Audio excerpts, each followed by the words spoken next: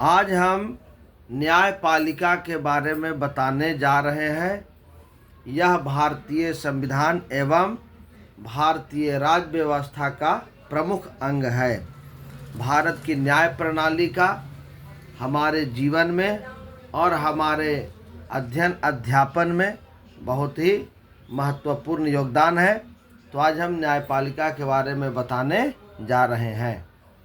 समस्त न्यायालयों को सामूहिक रूप से न्यायपालिका कहते हैं। न्यायालयों में शक्ति विभाजन नहीं होता है। भारतीय न्याय प्रणाली में छोटे छोटे न्यायालयों के ऊपर प्रत्येक जिले का जिला न्यायालय, उनके ऊपर राज्यों के उच्च न्यायालय और सबसे ऊपर सर्वोच्च न्यायालय है। सर्वोच्च न्यायालय भारत की न्यायिक व्यवस्था एकहरी और एकीकृत है, जिसके सर्वोच्च शिखर पर भारत का सर्वोच्च न्यायालय है। सर्वोच्च न्यायालय दिल्ली में स्थित है। सर्वोच्च न्यायालय की स्थापना, गठन, अधिकारिता, शक्तियों के विनियमन से संबंधित विधि निर्माण की शक्ति भारतीय संसद को प्राप्त है। सर्वोच्च न्यायालय का गठन संबंधी प्रावधान अनुच्छेद 124 में दिया गया है। सर्वोच्च न्यायालय न्यायाधीशों की संख्या संशोधन विधेयक 2019 के अनुसार सर्वोच्च न्यायालय में एक मुख्य न्यायाधीश तथा 33 अन्य न्यायाधीश हैं। नोट में है इम्पोर्टेंट टॉपिक। सर्वोच्च न्यायालय में मुख्य न्यायाधीश सहित कुल 8 न्यायाधीशों की व्यवस्था संविधान में मूलतः की गई थी। बाद में काम के बढ़ते दबाव को देखते हुए 1956 में सर्वोच्च न्यायालय अधिनियम में संशोधन कर न्यायाधीशों की संख्या बढ़ाकर 11 की गई। तदुपरांत 1960 ईस्वी में यह संख्या पुनः बढ़ाकर 14 और 1978 ईस्वी में 18 तथा 1986 ईस्वी में 26 एवं 2009 में 31 की गई। नेक्स्ट टॉपिक है सर्वोच्च न्यायालय में के न्यायाधीशों की नियुक्ति। सर्वोच्च न्यायालय के समस्त न्यायाधीशों की नियुक्ति राष्ट्रपति के द्वारा होती है। मुख्य न्यायाधीश की नियुक्ति करते समय वह इसी न्यायालय के अन्य न्यायाधीशों से संपर्क परामर्श कर सकता है, परंतु अन्य न्यायाधीश की नियुक्ति राष्ट्रपति सदैव मुख्य न्यायाधीश के परामर्श से करता है। वह चाहे तो सर्वोच्च न्यायालय एवं राज्य के उच्च न्यायालय के अन्य न्यायाधीश से भी परामर्श कर सकता है। यह अनुच्छेद 124 के 2 भाग में वर्णित है। सर्वोच्च न्यायालय के न्यायाधीश बनने के लिए न्यूनतम आयु सीमा निर्धारित नहीं की गई है। एक बार नियुक्ति होने के बाद इनके अवकाश ग्रहण करने की आयु सीमा 65 वर्ष है। सर्वोच्च न्यायालय के न्यायाधीशों को पद एवं गोपनीयता की शपथ राष्ट्रपति दिलाता है। नेक्स्ट है सर्वोच्च न्यायालय के न्यायाधीश के लिए योग्यताएं। नंबर 1, वह भारत का नागरिक हो। नंबर 2, वह किसी उच्च न्यायालय अथवा 2 या 2 से अधिक न्यायालयों में लगातार कम से कम 5 वर्षों तक न्यायाधीश के रूप में कार्य कर चुका हो या किसी उच्च न्यायालय या न्यायालयों में लगातार 10 वर्षों तक अधिवक्ता रह चुका हो या राष्ट्रपति की दृष्टि में कानून का उच्च कोटि का ज्ञाता हो। न्यायाधीश के वेतन एवं भत्ते अनुच्छेद 125। सर्वोच्च न्यायालय के मुख्य न्यायाधीश को 2,80,000 प्रतिमाह वह अन्य न्यायाधीशों को 2,50,000 रुपये प्रति माह वेतन मिलता है।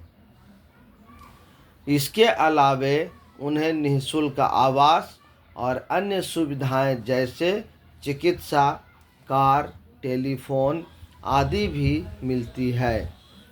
न्यायाधीशों का वेतन एवं उसे मिलने वाली अन्य सुविधाएं उसके कार्यकाल में कम नहीं किया जा सकता। सेवानिवृत्त मुख्य न्यायाधीश एवं अन्य न्यायाधीशों का पेंशन उनके अंतिम माह के वेतन का 50% निर्धारित है। नेक्स्ट टॉपिक है पद विमुक्त। सर्वोच्च न्यायालय के न्यायाधीश की पद विमुक्ति के लिए संसद के दोनों सदन एक प्रस्ताव पारित करते हैं जिसे प्रार्थना कहते हैं, जिसमें वह किसी न्यायाधीश को सिद्ध भ्रष्टाचार अथवा असमर्थता के कारण पद से हटाना चाहते हैं। यह प्रस्ताव दोनों सदनों में कुल सदस्य संख्या के स्पष्ट बहुमत से पारित होना चाहिए तथा साथ ही यह भी आवश्यक है कि प्रस्ताव पर मतदान के समय जितने सदस्य उपस्थित हैं तथा मतदान में भाग लेते हैं उनका 2/3 बहुमत उस प्रस्ताव का समर्थन करे।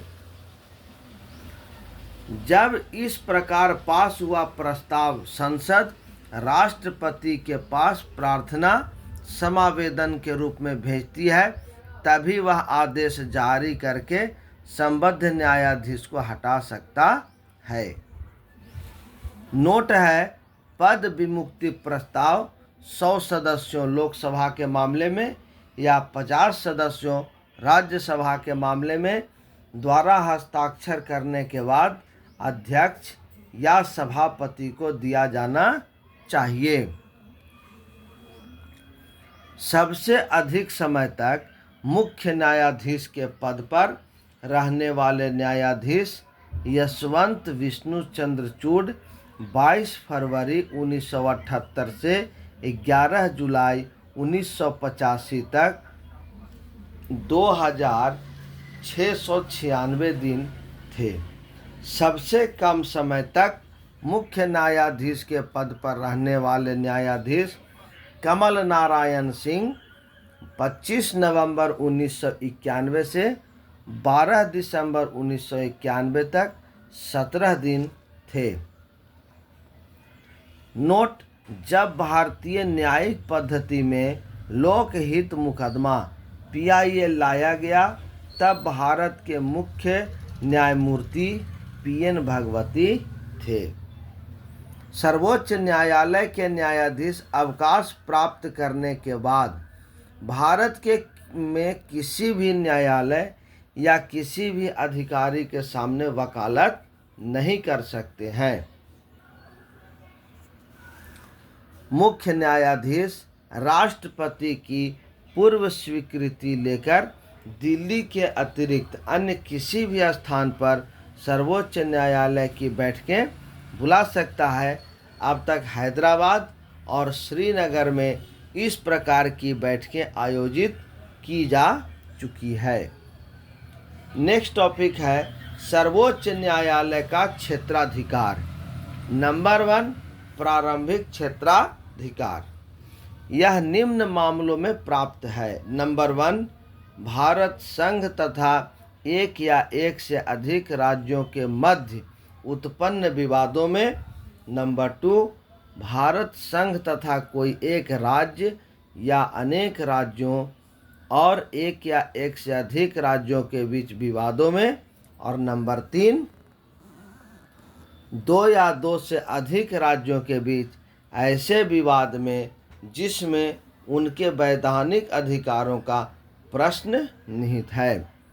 प्रारंभिक क्षेत्राधिकार के अंतर्गत सर्वोच्च न्यायालय उसी विवाद को निर्णय के लिए स्वीकार करेगा जिसमें किसी भी तथ्य या विधि का प्रश्न शामिल है। अपीलीय क्षेत्राधिकार।